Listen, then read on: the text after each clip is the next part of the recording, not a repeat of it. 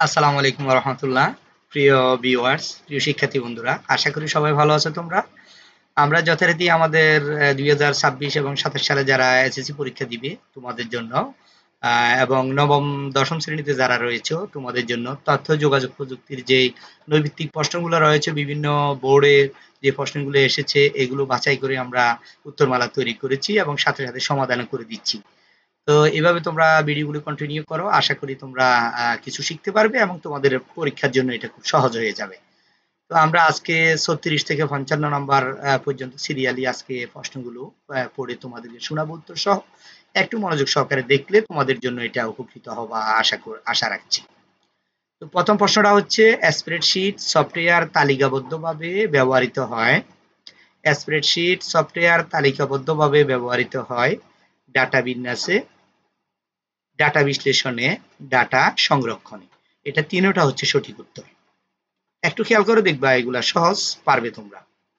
তারপরে 37 নাম্বার প্রশ্ন হচ্ছে, ক্রয় মূল্য যদি 1200 টাকা হলে 16% লাভে বিক্রয় মূল্য বের করতে স্প্রেডশিটের সূত্র কোনটি? এটা হচ্ছে এ নাম্বার হচ্ছে উত্তর। কেমন? সমান দিয়ে A3 স্টার স্প্রেডশিটে যদি তুমি পূরণ চিহ্ন পূরণ করতে যাও তাহলে তোমার স্টার দিয়ে শুরু করতে হবে। মূলত হচ্ছে এটা হচ্ছে সেই সূত্র। তারপর হচ্ছে 38 নম্বর প্রশ্ন হচ্ছে, সাধারণভাবে সেলে সূত্র লিখে কোনটি চাপলে ফলাফল পাওয়া যায়? সেটা হচ্ছে এন্টার। সেলে সূত্র লিখে যদি তুমি এন্টার দাও তাহলে অটোমেটিকলি উত্তর বেরিয়ে যাবে। তারপরে হচ্ছে নিচের কোনটি ফাংশন? ফাংশনের সাহায্যে তুমি করতে পারো, যেমন সমান সমান দিয়ে এটা, হ্যাঁ, সাম, তারপরে এবিজি, প্রোডাক্ট, এভাবে দিয়ে এটার উত্তর হচ্ছে তিনটাই হচ্ছে ফাংশন সবগুলো। কেমন? তাহলে তারপর হচ্ছে 40 নম্বর হচ্ছে, ওয়ার্ড প্রসেসরে লেখালেখি করার জন্য ব্যবহৃত বিভিন্ন স্টাইলের অক্ষরগুলোকে কি বলা হয়? সেগুলোকে বলা হয় হচ্ছে ফন্ট। লেখার বিভিন্ন স্টাইল। কেমন? তারপরে 40 নম্বর হচ্ছে, অফিস সফটওয়্যারগুলো ব্যবহার করা যায় স্মার্টফোনে, ব্যবহার করা যায় ল্যাপটপে, ব্যবহার করা যায় ডেস্কটপে, ব্যবহার করা যায় অফিস সফটওয়্যার। কেমন? তাহলে এটা উত্তর তিনটাই, স্মার্টফোনে ব্যবহার করা যাবে, ল্যাপটপে ব্যবহার করা যাবে, ডেস্কটপে ব্যবহার করা যাবে অফিস সফটওয়্যার গুলো। এরপর হচ্ছে নিচের উদ্দীপকের আলোকে পরবর্তী দুটি প্রশ্নের উত্তর দাও।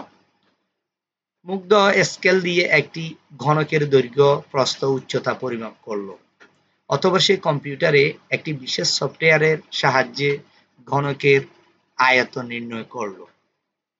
এখন আসো, মুগ্ধ কোন ধরনের অ্যাপ্লিকেশন সফটওয়্যারটা ব্যবহার করেছিল? সেটা হচ্ছে এক্সেল। কেমন? তারপর মুগ্ধ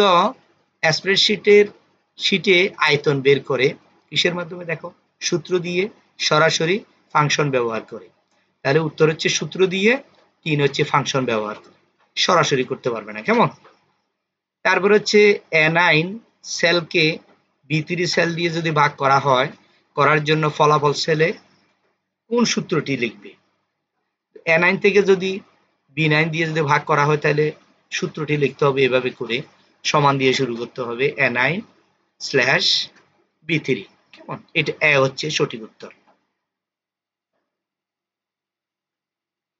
তারপর হচ্ছে 55 নম্বর হচ্ছে, 45 নম্বর হচ্ছে, দেখি আমরা এখানে কতটুকু গেলাম। এটা হচ্ছে 44। 44 হলে তাহলে আমরা এখন যাব হচ্ছে 45। ওয়ার্ড প্রসেসিং সফটওয়্যারের একটি বড় সুবিধা হচ্ছে বানান পরীক্ষণ। ওয়ার্ড প্রসেসিং সফটওয়্যারের একটি বড় সুবিধা হচ্ছে বানান পরীক্ষণ। খুব সহজে বানানগুলো ঠিক করা যায়। এন কলাম এবং 13 নং সারির সেল অ্যাড্রেস কোনটি হবে? তাহলে N13, এন হচ্ছে কলাম আর 13 হচ্ছে সারি, তাহলে N13। তাহলে উত্তর হচ্ছে এ। লেখালেখির জন্য বর্তমানে যে সফটওয়্যার ব্যবহার করা হয় তাকে কি বলে?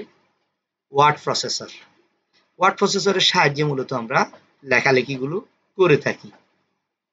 48 নম্বর প্রশ্ন হচ্ছে, স্প্রেডশিটে সূত্র সবসময় কি দিয়ে শুরু করতে হয়? তাহলে স্প্রেডশিটে যদি তুমি সূত্র লিখতে যাও, যোগ বিয়োগ ভাগ পূরণ করতে যাও, তাহলে কোন কোন চিহ্নটা প্রথম দিয়ে শুরু করতে হবে? মানে সূত্রের শুরুতে কি লিখতে হবে? সেটা হচ্ছে সমান সমান। কেমন? সমান সমান দিয়ে তুমি স্প্রেডশিটের সূত্রগুলো দিয়ে শুরু করতে হবে। তারপর হচ্ছে অফিস 2007-এ টেবিল যোগ করার জন্য ব্যবহৃত হয় কোনটি? অফিস 2007 টেবিল যোগ করার জন্য ব্যবহৃত হয় কোনটি? যেমন insert tab, table, insert table. এটা হচ্ছে ইনসার্ট ট্যাবে যেতে হবে কেমন টেবিল যোগ করার জন্য। 50 নম্বর প্রশ্ন হচ্ছে এক্সেলের কলাম ও সারির প্রত্যেকটিকে কি বলে? সেল বলে। কলাম এবং সারির মধ্যে যে ঘরটা থাকে যেটা চতুর্ভুজের মতো করে ওটাকে আমরা বলে থাকি হচ্ছে সেল বা এক্সেলের ভাষায় বলে সেল।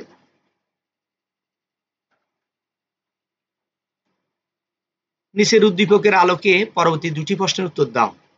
রফিক সাহেব একটি স্কুলের লাইব্রেরিয়ান। তার প্রতিদিন অসংখ্য বইয়ের হিসাব রাখতে হয়। পূর্বে তিনি খাতার মাধ্যমে সেই কাজ করতেন। বর্তমানে তথ্য যোগাযোগ প্রযুক্তির বদৌলতে বইয়ের হিসাব কম্পিউটারের মাধ্যমে করে থাকেন। এখন আসো প্রশ্ন হচ্ছে রফিক সাহেব কোন ধরনের সফটওয়্যার ব্যবহার করেন? Spreadsheet analysis. তাহলে এক্সেলের আরেক নাম হচ্ছে স্প্রেডশিট অ্যানালাইসিস। কেমন অ্যানালাইসিসের মাধ্যমে মূলত কি করা হয় বইয়ের বিভিন্ন হিসাব কিতাবগুলো রাখা যায়, কয়টা বই বিলি করলো, কয়টা বই জমায় আছে, হ্যাঁ এগুলো করা যায়। 52 নম্বর প্রশ্ন হচ্ছে উদ্দীপকের কাজগুলোতে কোন সফটওয়্যার বেশি ব্যবহৃত হয়? কেমন তাহলে উদ্দীপকের কাজগুলো কোন সফটওয়্যার বেশি ব্যবহৃত হয়? এখানে তো মাইক্রোসফট এক্সেল, এই যে যেটা বললাম এটা স্প্রেডশিট অ্যানালাইসিস, এটাও তোমার মাইক্রোসফট এক্সেল, আবার মাইক্রোসফট এক্সেল একই, যেটা দিয়ে হিসাব নিকাশ, যোগ বিয়োগ, ভাগ, পূরণ, পার্সেন্ট বিভিন্ন ধরনের কাজ করা যায়। 53 নম্বর প্রশ্ন হচ্ছে একটি ওয়ার্কশিটের পঞ্চম কলাম ও তৃতীয় সারির সেল অ্যাড্রেস কোনটি হবে? তাহলে কলাম হবে পঞ্চম, কেমন, আর তৃতীয় নম্বর সারি হবে, তাহলে ই হবে E3, কেমন এ বি সি, তাহলে ই হবে হচ্ছে সঠিক উত্তর। স্প্রেডশিটে গুণ করার জন্য ফলাফল সেলে কোন চিহ্ন দিয়ে শুরু করতে হয়? এখন তুমি যদি যোগ করবা, বিয়োগ করবা, পূরণ করবা, যা করো প্রথমে কি দিয়ে শুরু করতে হবে? ওই একটু আগে একটা প্রশ্ন ছিল, সেটা হচ্ছে সমান সমান চিহ্ন দিয়ে তোমাকে শুরু করতে হবে, কেমন। এআই সেলে ক্রয় মূল্য এবং A1 সেলে ক্রয় মূল্য এবং B1 সেলে শতকরা লাভের হার দেওয়া থাকলে ফলাফল সেলে কোন সূত্রটি লিখতে হবে? ক্রয় মূল্য যদি থাকে তাহলে সেই জায়গায় শতকরা বের করতে গেলে তোমাকে এই চিহ্নটা ব্যবহার করতে হবে, সমান দিয়ে A1 B1% দিয়ে তোমাকে কি করতে হবে, শুরু করতে হবে। এটা হচ্ছে ABC হচ্ছে সঠিক উত্তর। প্রিয় শিক্ষার্থী বন্ধুরা, আমরা এই 55 নম্বর পর্যন্ত প্রশ্নটা আজকে শেষ করলাম। এরপরে পরবর্তী প্রশ্ন আমাদের শুরু হবে আবার 1 থেকে মাল্টিমিডিয়া গ্রাফিক্স অধ্যায় থেকে। আমরা এর আগের যে অধ্যায়টা ছিল এটা মোটামুটি আমরা শেষ করে দিয়েছি। তো আশা করি আমাদের ভিডিওগুলো তোমরা দেখে থাকো এবং তোমাদের কেমন লেগেছে, কেমন লাগলো, বা কি আর কি কি ভিডিও করা দরকার, কোন ক্লাসগুলো তোমরা দেখা দরকার, অবশ্যই তোমরা কমেন্টে জানাবা, কেমন।